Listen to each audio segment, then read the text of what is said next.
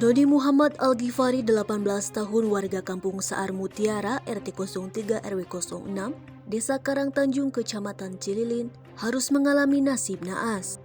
Ia menjadi korban penusukan MG warga Desa Mekar Mukti, Kecamatan Cihampelas, Sabtu malam lalu.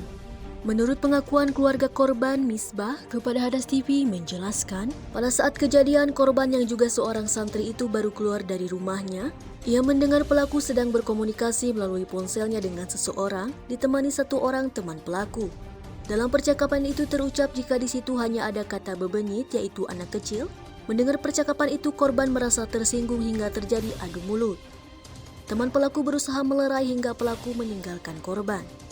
Namun tiba-tiba pelaku kembali menghampiri korban serta-merta menusukkan pisau ke tubuh korban hingga tersungkur, hingga korban berteriak minta tolong. Warga sekitar langsung membawa korban ke rumah sakit, namun nyawanya tidak tertolong. Sementara pelaku mengetahui kejadian itu berusaha melarikan diri keluar kota, namun dengan sigap tim gabungan dari Polsek Cililin dan Polres Cimahi, dalam tempo singkat berhasil meringkus pelaku di daerah Purwakarta. Misbah berharap agar proses hukum terus berlanjut, serta pelaku dihukum seberat-beratnya. Kami dari keluarga korban, saya ingin si pelaku untuk dihukum seberat-beratnya.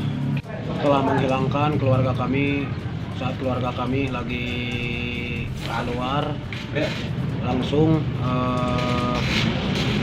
dikeroyok dua massa, ternyata kena tusuk. Mohon untuk para